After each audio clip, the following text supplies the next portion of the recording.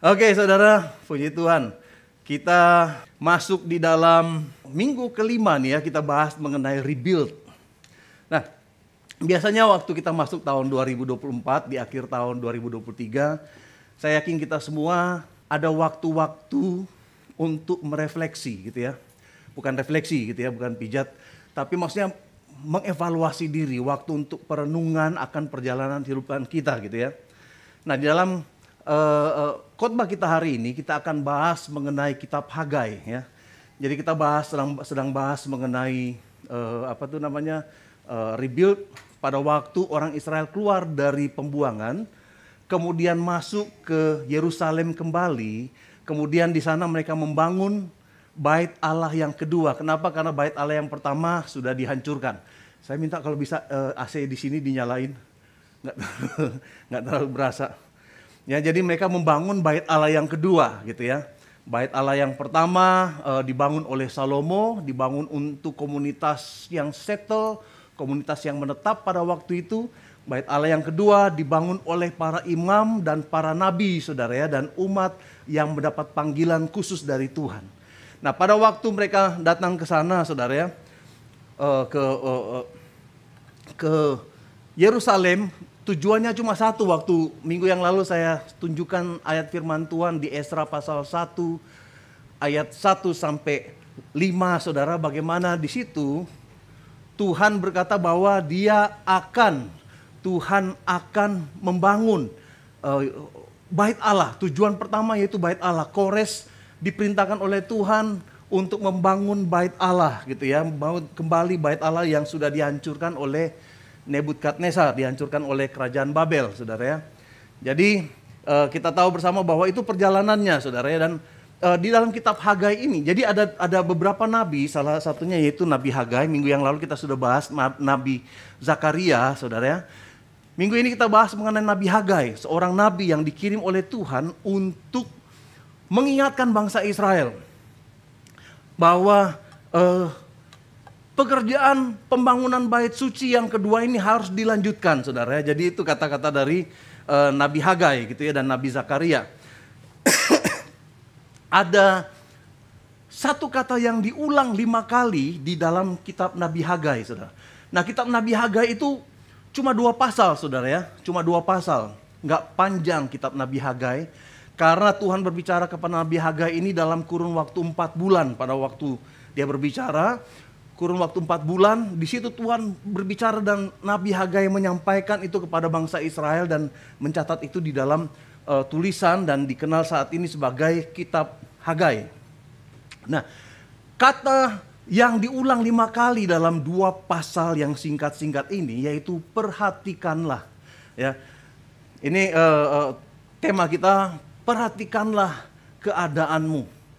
Ada 2 kali di dalam frasa diulang ya, perhatikan keadaanmu dikatakan 2 kali, kemudian perhatikanlah mulai dari hari ini dan selanjutnya itu dikatakan juga 2 kali gitu ya.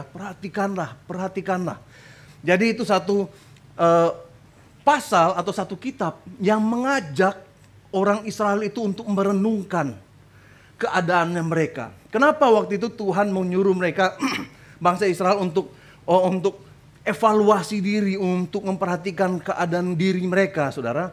Karena ada satu hal, saudara ya, kita belajar dari Nabi Hagai ini untuk memperhatikan, untuk melihat ke dalam bagaimana kehidupan kita. Nah, latar belakangnya kenapa Nabi Hagai itu berkata, perhatikanlah keadaanmu, yaitu 2 minggu yang lalu Pastor Edward sudah sampaikan mengenai musuh-musuh pada waktu bangsa Israel membangun bait Allah yang kedua, saudara. Nah, karena musuh-musuh itu berusaha menghancurkan mereka, berusaha menghentikan mereka, pekerjaan pembangunan rumah Tuhan itu terhenti. Kita lihat di dalam dalam kitab Esra pasal 4 ayat 23 sampai 24. Dikatakan demikian, maka setelah salinan surat Raja Artasta dibacakan kepada Rehum dan Simsai, Panitra, serta rekan-rekan mereka. Berangkatlah mereka dengan segera ke Yerusalem mendapatkan orang-orang Yahudi. Nah, jadi waktu itu orang-orang ini yang tertulis di sini, Rehum, Simsa, dan Panitra dan rekan-rekan mereka. Mereka yang melarang orang Israel untuk tidak membangun lagi, saudara, di Bait Allah di Yerusalem. Kemudian mereka minta kepada raja dan mereka menghasut Raja Artasta waktu itu. Mereka bilang, Raja Artasta, kamu mesti tahu ini kalau sampai orang-orang Israel ini membangun Bait Allah dan membangun kota Yerusalem, yang rugi kamu. Mereka adalah pemberontak dari dulu, itu sebabnya mereka dibuang ke Babilonia. Itu kata-kata dari orang-orang Samaria yang tinggal pada waktu itu, saudara. Kemudian akhirnya Raja Artasta langsung bilang, stop, katakan pembangunan harus di stop. Jadi waktu mereka mendapatkan ini, saudara, mendapatkan surat dari Raja Artasta, berangkatlah mereka dengan segera ke Yerusalem mendapatkan orang-orang Yahudi. Dan apa saudara katakan? Dengan kekerasan mereka memaksa orang-orang itu menghentikan pekerjaan itu. Pada waktu itu terhentilah pekerjaan membangun rumah Allah yang di Yerusalem. Dan tetap terhenti sampai tahun yang kedua zaman pemerintahan Darius, Raja Negeri Persia. Jadi waktu mereka pulang dari Babilonia, mereka lagi membangun karena ada surat perintah dari Raja Kores. Sementara mereka membangun, saudara, Raja Kores memberikan mereka perintah, saudara, ya, membawa segala macam harta dari Babilonia. Sampai di sana ditentang ya sama orang-orang Samaria yang tinggal lebih dahulu di daerah Yerusalem ini. Kemudian waktu lagi membangun, mereka berusaha menghancurkan, melemahkan semangat dari orang-orang Israel. Dan akhirnya terhenti, saudara. Terhenti selama 16 tahun, saudara. Minggu yang lalu kita sudah pelajari, saudara, bahwa pembangunan Bait Allah terhenti selama 16 tahun. Nggak ada pembangunan lagi, saudara, kecuali pada 7 bulan pertama waktu mereka tiba, mereka membangun mezbah Tuhan. Cuma itu saja, saudara, ya. Nggak membangun lagi rumah Tuhan. Mereka mengabaikan pembangunan rumah Tuhan, saudara, ya. Mereka kehilangan purpose mereka. Mereka kehilangan tujuan mereka. Kenapa mereka datang ke Yerusalem?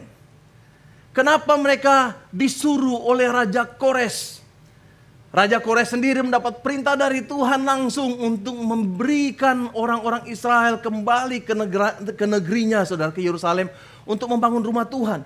Tapi setelah pertentangan ini, di ayat yang ke-24 ini, pada waktu itu terhentilah pekerjaan membangun rumah Tuhan yang di Yerusalem. Terhenti, saudara, ya.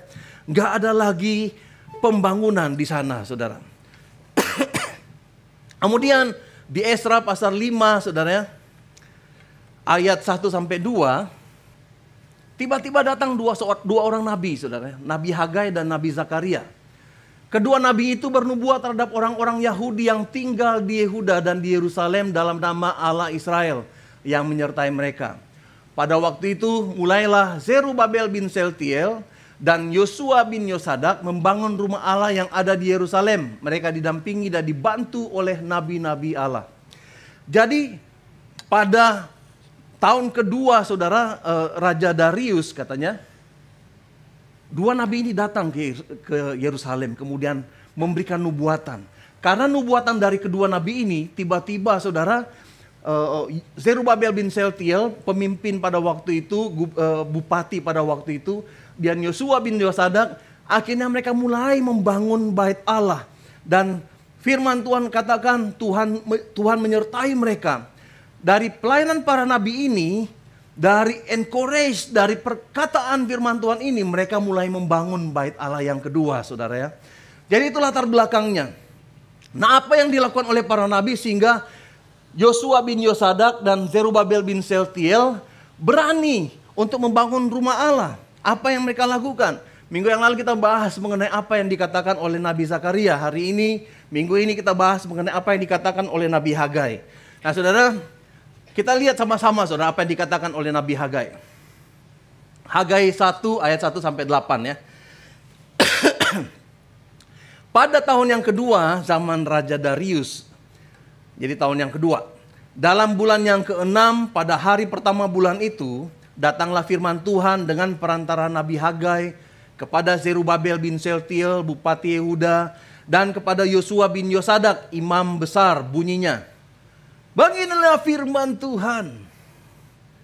Bangsa ini berkata, sekarang belum tiba waktunya untuk membangun kembali rumah Tuhan.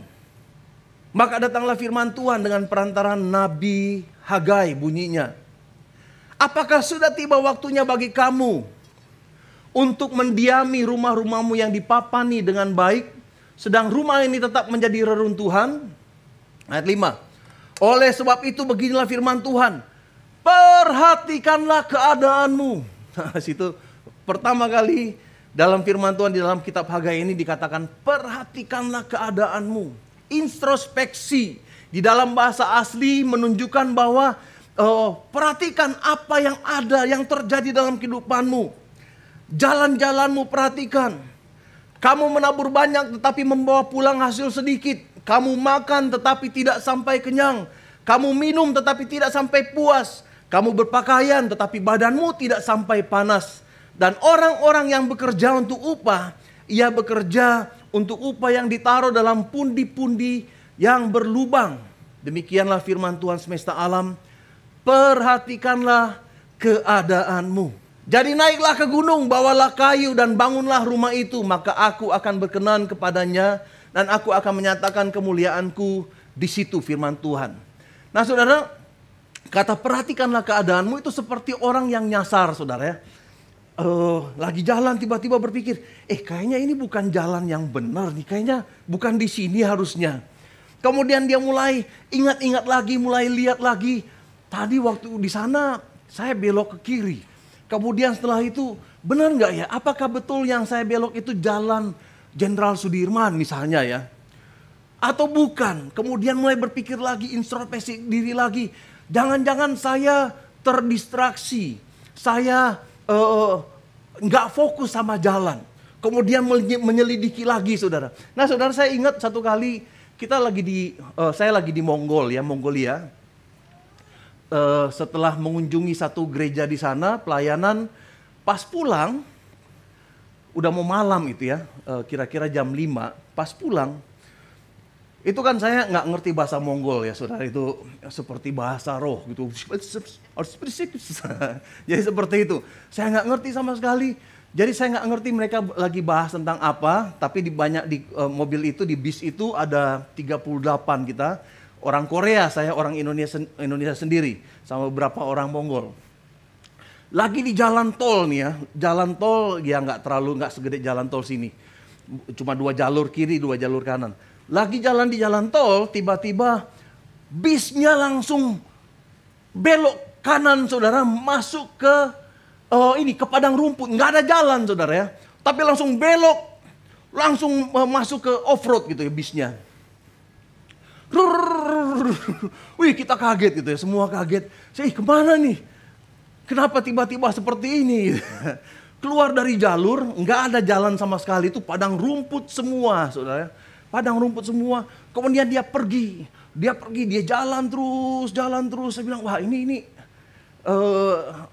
mudah-mudahan ini bukan penculikan. Karena benar-benar menakutkan ya. Kalau kita jalan di suatu tempat yang nggak ada jalannya, itu benar-benar bikin stres gitu. Ini kemana nih? Saya perhatikan, saya rekam gitu ya. Supaya kalau ada apa-apa saya bisa lihat lah, oh ya waktu itu lewat bukit ini, lewat bukit itu. Masalahnya bukitnya sama semua, gundul-gundul gitu ya, padang rumput semua gitu ya. Dia jalan terus melewati beberapa di antara bukit-bukit. Kemudian tiba-tiba dia berhenti gitu ya, di lembah dia berhenti. Saya nggak tahu lagi mereka ngomong apa. Ternyata nyasar. Kita mau pergi di sana kan ya, saudara, di Mongol itu. Rumah-rumahnya nomaden ya, mereka peternak. Jadi kalau di sini ada rumah di balik bukit-bukit, di antara bukit-bukit, tahun depan mungkin sudah nggak di situ lagi karena mereka akan ngepak barang-barangnya, rumahnya yang seperti di Kopingho gitu ya, pindah ke daerah yang lain, kira-kira beberapa kilometer dari situ, kemudian membangun lagi di situ ternak-ternaknya, ribuan ternaknya sama-sama. Jadi waktu itu ternyata dulu mereka tahu rumahnya di sini. di antara bukit-bukit itu. Tapi kemudian ternyata sampai di sana, udah pindah. Kemudian apa yang dilakukan, handphone nggak bisa karena di tengah-tengah padang rumput itu benar-benar nggak ada handphone. Kemudian akhirnya apa yang dilakukan oleh supir bis, dia pergi naik di atas bukit, saudara ya. Jadi padang rumput, dia naik di atas bukit. Kemudian berusaha dapat signal. Kemudian akhirnya dapat signal walaupun signalnya putus-putus gitu ya. Dan dia katakan, saya nggak tahu dia ngomong apa gitu ya.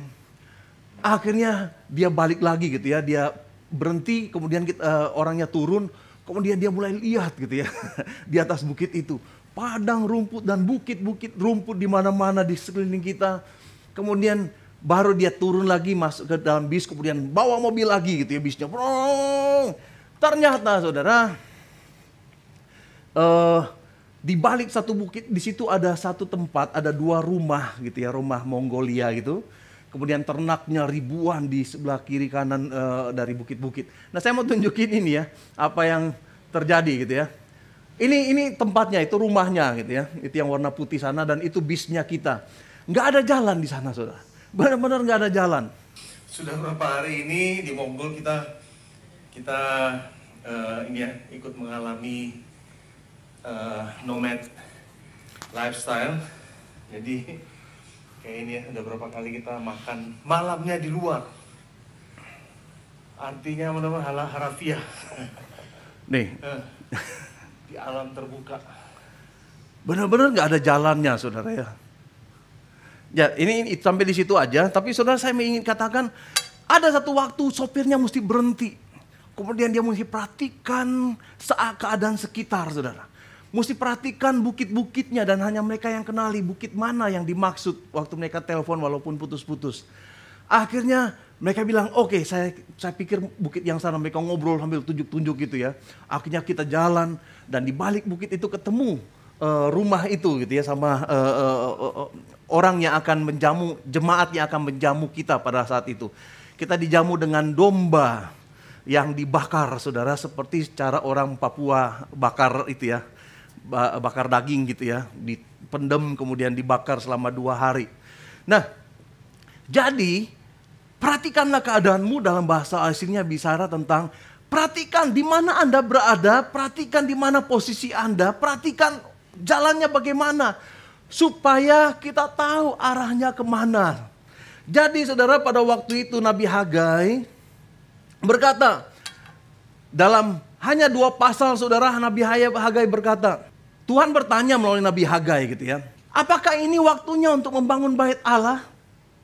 Apakah ini engkau berkata bahwa ini bukan timingnya, bukan saatnya untuk membangun bait Allah. Ini saatnya untuk membangun rumah kami sendiri, saudara. Selama 16 tahun terhenti pembangunan ini, mereka mulai settle dengan keadaan mereka, saudara. Kemudian mereka tidak fokus lagi kepada membangun bait Allah, tetapi mereka mulai membangun rumahnya sendiri, saudara ya. Di ayat yang keempat, apakah sudah tiba waktunya bagi kamu untuk mendiami rumah-rumahmu yang dipapan dengan baik, sedang rumah ini tetap menjadi reruntuhan, kata firman Tuhan. Lalu di ayat 5 katakan, perhatikanlah keadaanmu. Perhatikan keadaanmu. Kamu menabur banyak tetapi membawa pulang hasil sedikit. Kamu makan tapi nggak sampai kenyang. Kamu minum tapi nggak sampai puas. Kamu berpakaian tapi badanmu tidak sampai panas. Dan orang-orang yang bekerja untuk upah, ia bekerja untuk upah yang ditaruh dalam pundi-pundi yang berlobang. Dalam konteks kali ini, dalam konteks masa ini, mungkin kamu belanja tapi nggak kelihatan apa-apa yang dibelanjain. Kamu makan banyak tetapi badanmu masih tetap aja lemes. Kamu minum banyak tetapi tetap aja kelihatan kulitmu kusam gitu ya. Kulitmu kering. Kamu berpakaian tetapi tetap aja badanmu merasa kedinginan. Kamu kerja dengan kumpulkan uang tapi nggak pernah cukup sampai akhir bulan. Mungkin itu dalam konteks sekarang ini gitu ya. Karena hasilnya kamu taruh di dalam tas yang berlubang. Anda mungkin berpikir gitu ya. Seandainya kalau saya tambah beli handphone baru, saya akan merasa puas gitu ya. Kemudian Anda taruh handphone baru. Kemudian Anda bilang, kayaknya saya butuh tambah 1 gelar lagi supaya saya bisa puas. Kemudian Anda dapat ijazah dan Anda taruh lagi di kantongmu. Tapi ternyata saudara, itu tidak pernah tertahan dan Anda nggak dapat benefit apa-apa. Saya butuh belajar supaya saya bisa sukses, saya bisa berhasil. Tetap aja sama seperti menaruh di kantong yang kosong, saudara. Oh, saya butuh duit. Kemudian Anda taruh lagi di kantong.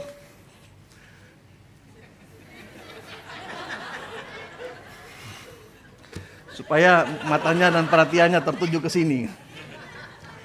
Tapi nggak pernah puas, saudara. Tapi nggak pernah dapat apa yang Anda harapkan, saudara. Kita berusaha, saudara ya. Kita berusaha. Oh, kayaknya saya kurang liburan. Anda pergi liburan, pulang dari liburan tetap merasa hampa. Oh, kayaknya rumah perlu direnovasi nih. Begitu dicek, kayaknya biasa aja gitu ya. Anda kayaknya, saya kayaknya butuh upgrade sepeda motor saya. Anda upgrade, saudara, suaranya kenceng gitu ya. Tapi nggak memberikan kepuasan. Oh, kayaknya saya butuh perawatan nih. Anda pergi perawatan, tetapi tetap aja nggak ada yang suka gitu. Nggak ada yang naksir gitu ya. Oh, saya mesti sekolah lebih tinggi, tetapi apa yang Anda lakukan, Anda sedang menaruh semuanya dalam kantong yang berlubang, saudara, dan hasilnya Anda nggak bisa nikmati, saudara. Apakah semuanya ini salah? Nggak salah, saudara. Nggak salah. Oh, kalau seandainya saya punya jodoh, saya akan merasa lebih bahagia. Apakah salah, saudara? Menginginkan jodoh nggak salah, saudara. Menginginkan karir, menginginkan kendaraan, sekolah, pakaian, perawatan, dan lain-lain. Nggak salah, saudara. Yang salah yaitu ada prioritas yang harus kita perhatikan. Pertanyaan yang penting yang kita tanyakan yaitu, di mana kita sedang membangun hidup kita saat ini?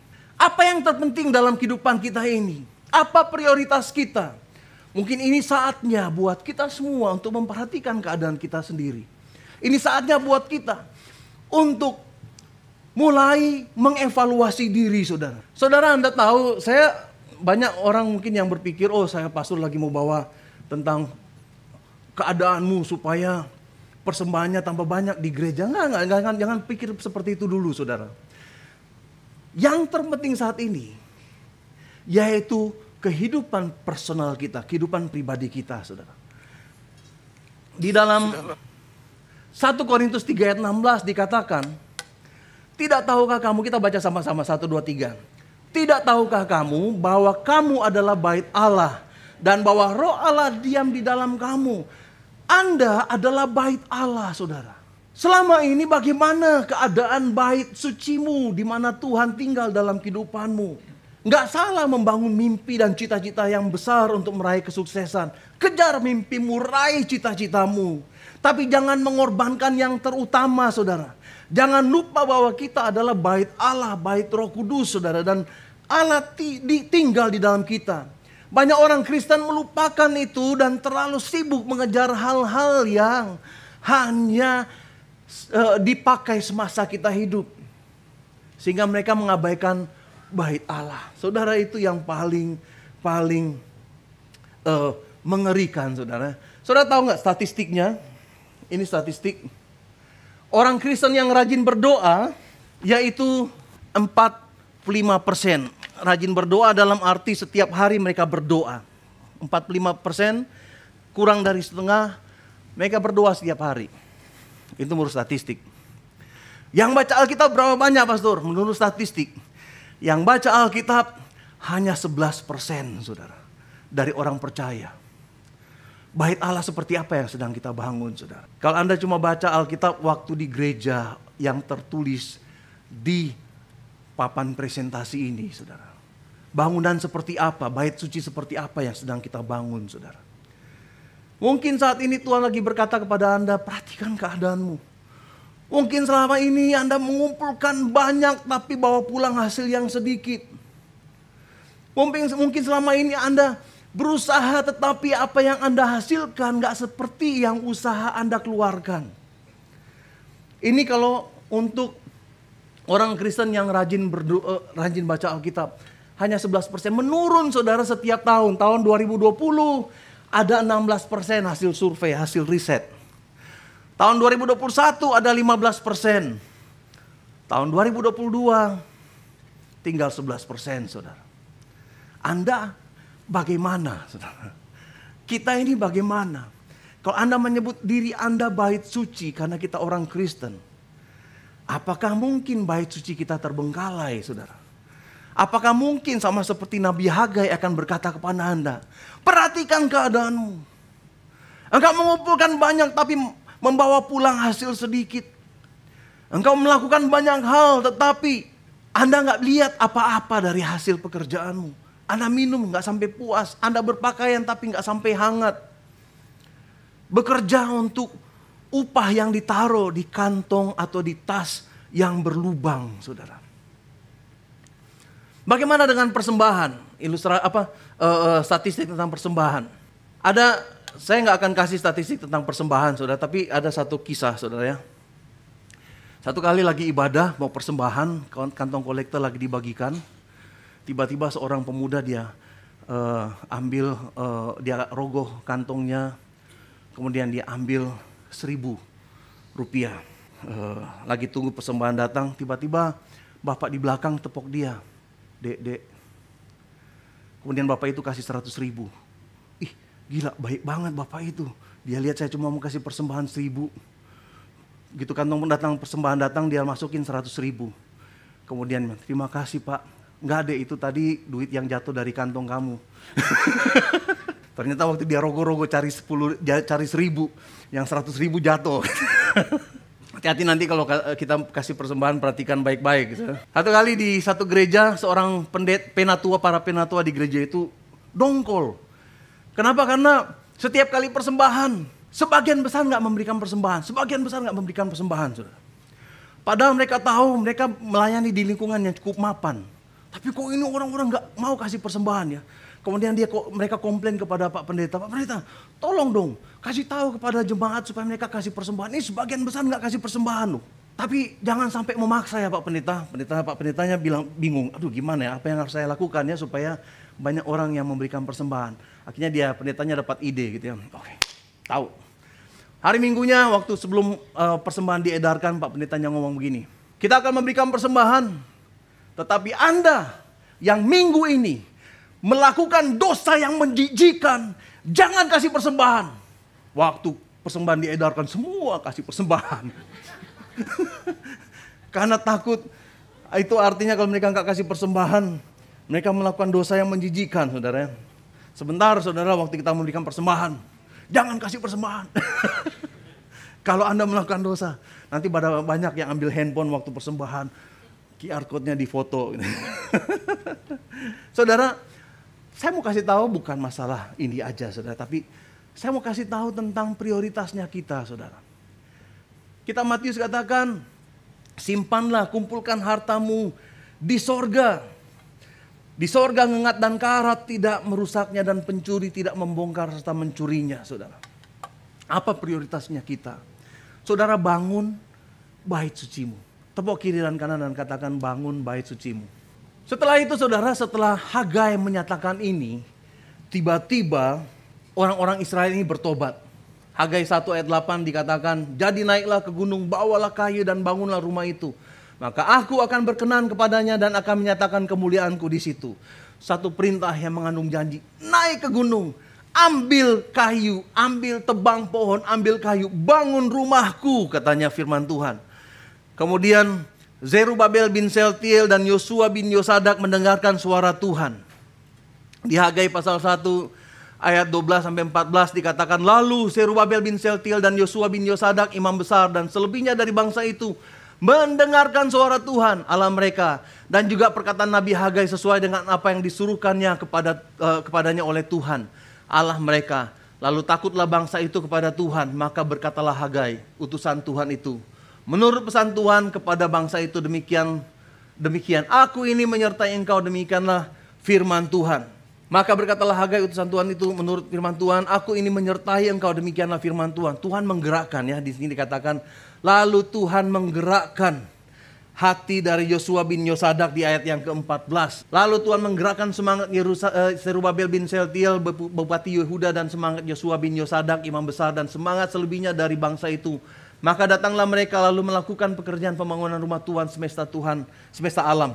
Nah saudara, pada waktu nabi-nabi ini berbicara, bangsa Israel mulai bekerja, saudara. Bangsa Israel ini mulai melakukan pekerjaan pembangunan bait Allah, saudara. Apa yang dilakukan oleh bangsa Israel, saudara, walaupun ditentang, saudara, oleh kiri kanan, oleh bangsa-bangsa di sekitar, mereka mulai melakukan, saudara. Mereka mulai membangun, saudara. Dan waktu itu kalau Anda baca di kitab Esra, pemimpin-pemimpin itu datang dan tanya dengan mengancam.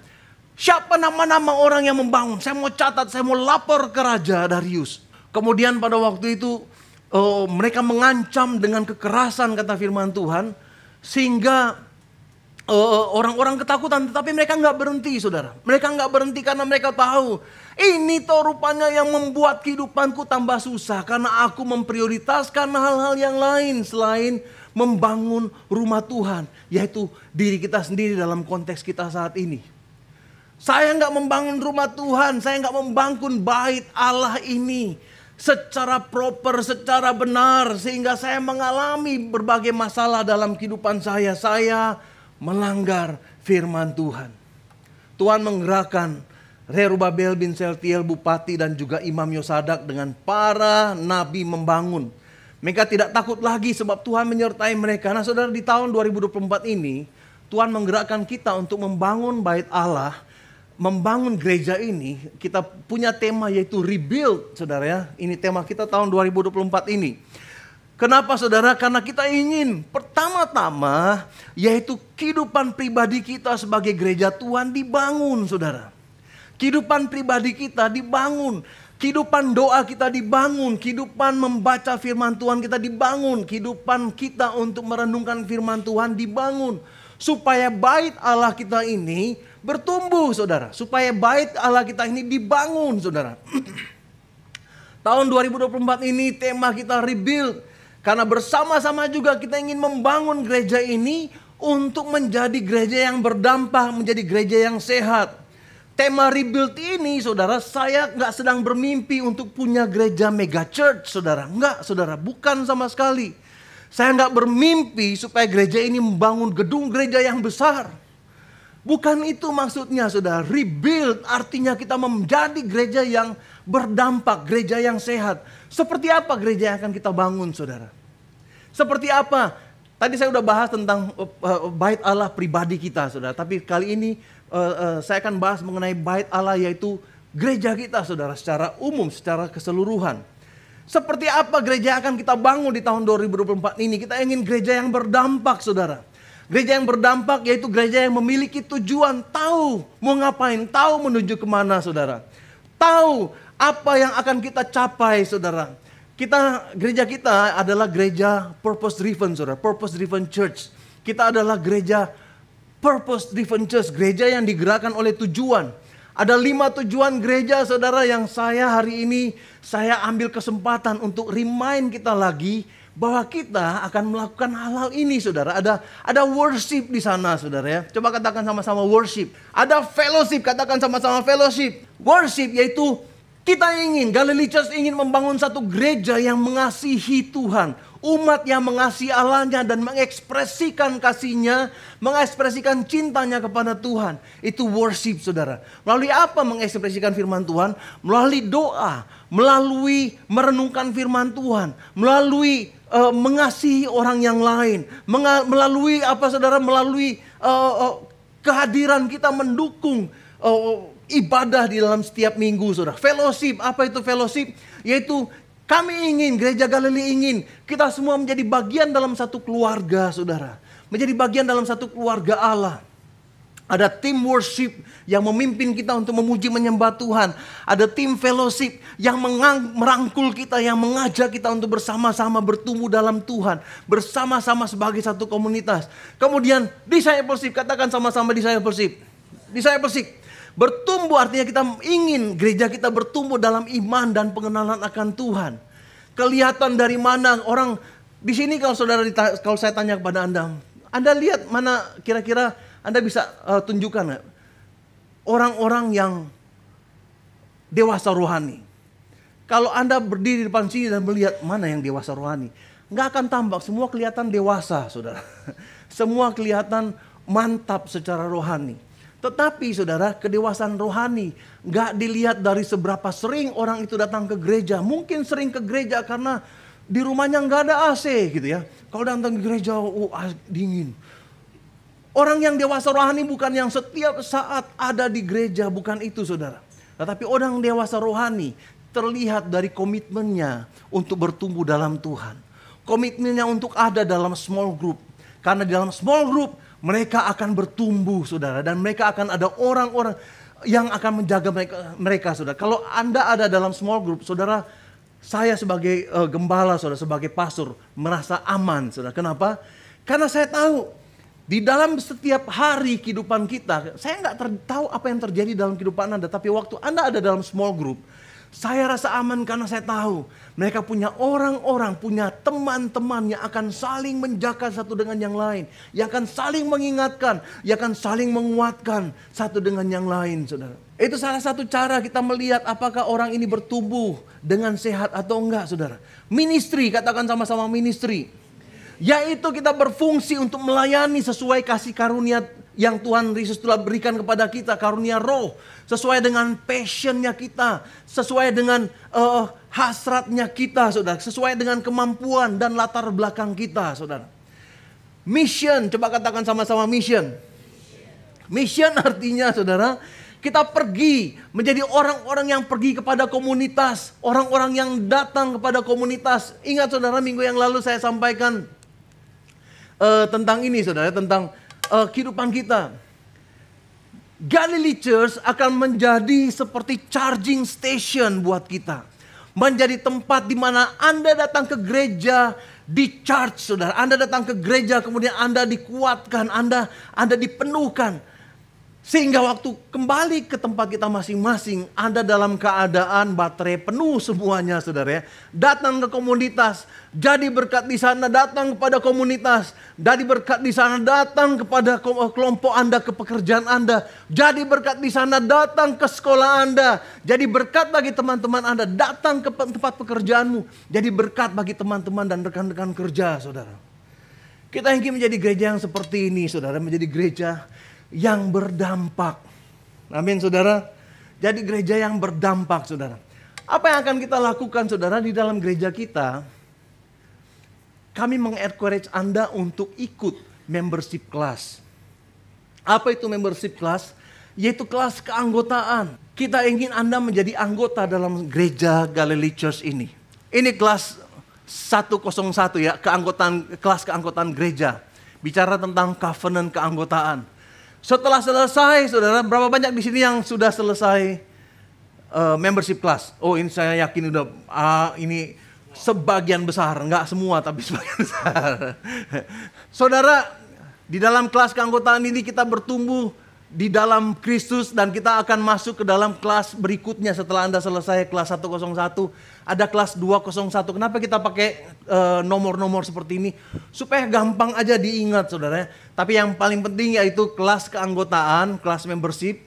Kemudian kedua, kelas pertumbuhan, kedewasaan rohani, 201. Dan begitu Anda selesai kelas 201, Anda akan masuk ke kelas berikutnya yaitu kelas pelayanan saudara. Menemukan shape, menemukan tempat Anda di dalam pelayanan, covenant kepada pelayanan. Kemudian tahun ini saudara kita akan mulai 401 saudara, yaitu kelas untuk menemukan misi hidup. Tahun ini kita akan pergi ke ladang misi saudara. Anda yang sudah ikut 401, kita akan pergi ke ladang misi. Kita akan pergi di pertengahan tahun ini ke satu daerah saudara dan jadi berkat di sana. Anda akan ditrain di gereja ini. Untuk pergi Anda akan di-charge di gereja ini. Supaya Anda pergi ke banyak gereja lain dan jadi berkat di tempat itu saudara. Ini saudara yang kita ingin capai saudara ya. Ini yang kita ingin capai, ini worship.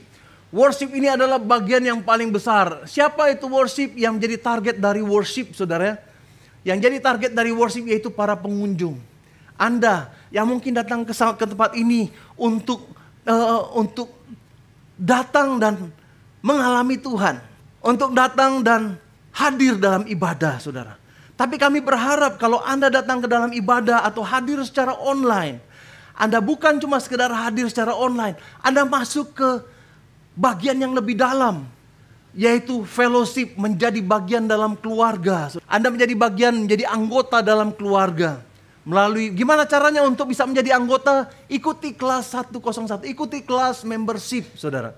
Waktu selesai kelas membership, Anda akan ditanya dan ditantang, apakah Anda mau untuk menjadi bagian dalam keluarga Galilee Church? Kenapa kita mesti ikut kelas membership? Karena untuk bisa ikut dan untuk bisa mengalir, Anda perlu tahu ini gereja seperti apa sih? Apa yang dilakukan oleh gereja ini? Apa yang dipercaya oleh gereja ini?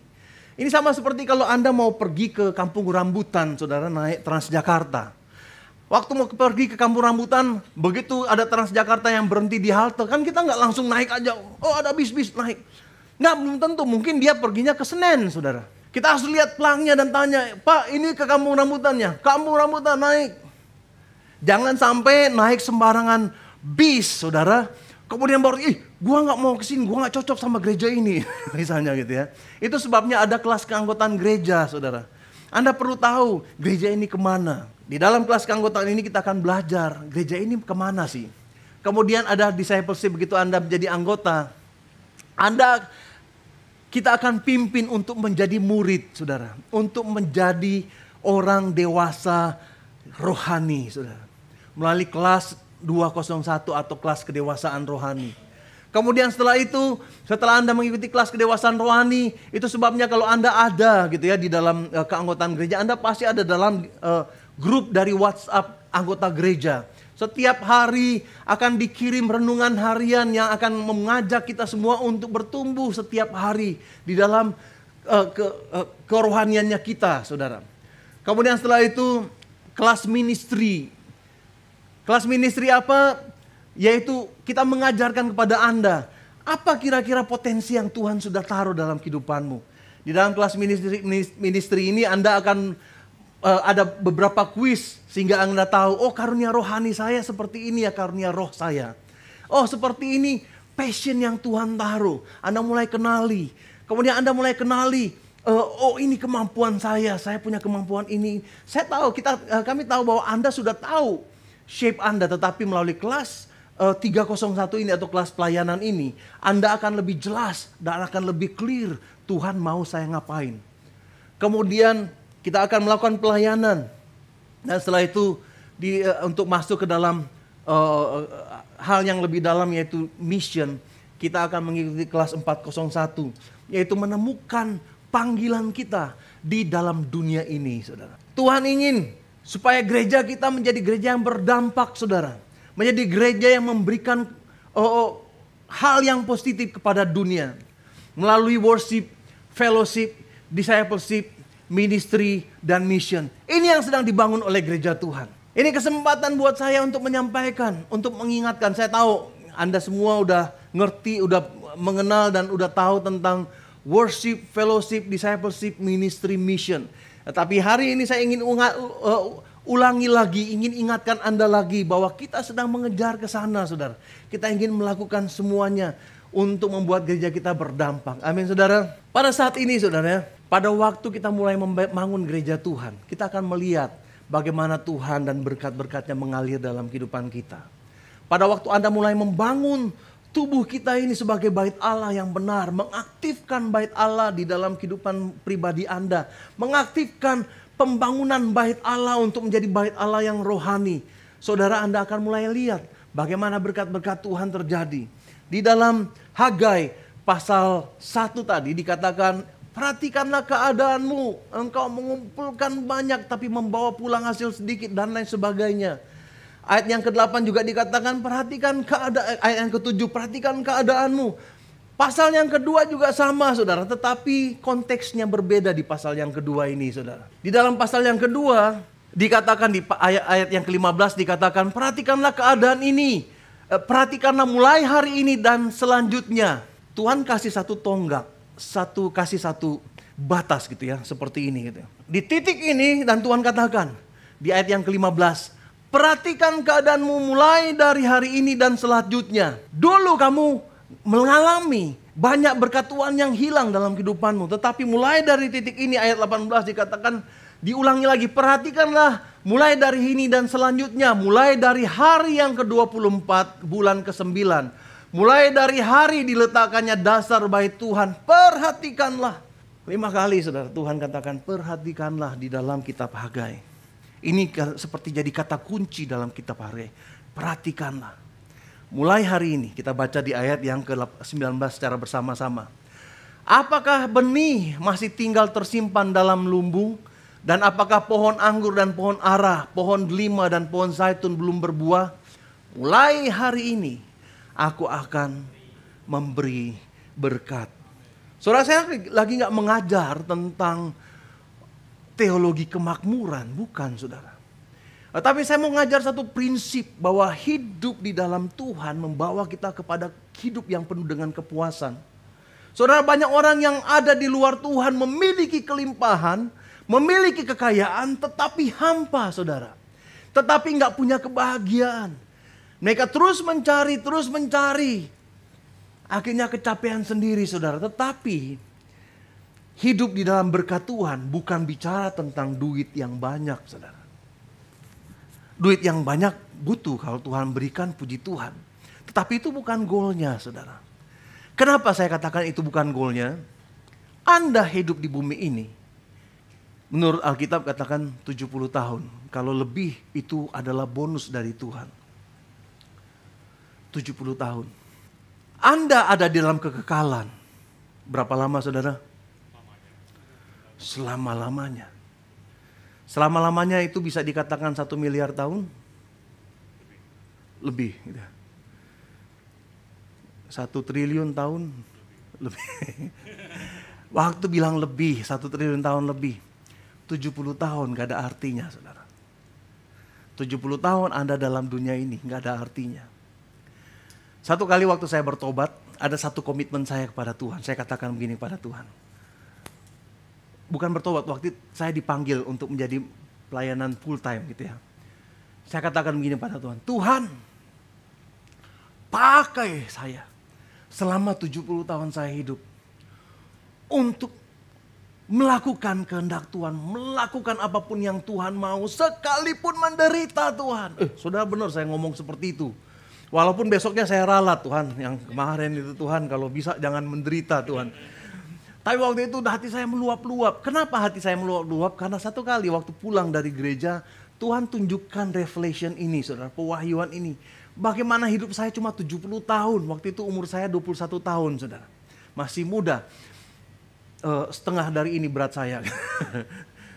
Waktu di Tuhan tunjukkan bahwa saya cuma paling lama hidup mungkin kira-kira 70 tahun menurut firman Tuhan. Dan kemudian Tuhan bandingkan saudara dengan kekekalan. Tiba-tiba 70 tahun lenyap saudara. Nggak kelihatan lagi waktu didampingi, waktu disanding bersebelahan dengan kekekalan. Tiba-tiba 70 tahun nggak ada artinya. Saya yakin di sini kalau saya tanya, berapa banyak di sini? Saya akan setrum 1 detik. Tapi setelah itu akan saya kasih 1 miliar. Loh, silakan setrum tuh Pak Sur. 5 detik juga nggak apa-apa. Karena apa? Penderitaan yang secuil untuk dapatkan berkat yang besar itu worth it saudara.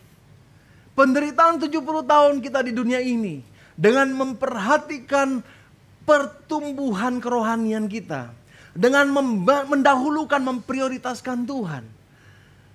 Itu gak ada apa-apanya saudara dibandingkan kekekalan yang akan Tuhan kasih kepada kita saudara. Kita kadang-kadang hidup di dalam dunia sampai kita berpikir bahwa kita selama-lamanya akan ada dalam dunia ini. Enggak saudara. Itu sebabnya Matius katakan kumpulkan hartamu di sorga di mana ngengat dan karat tidak merusaknya. Saudara, hari ini saya mau ajak kepada kita semua.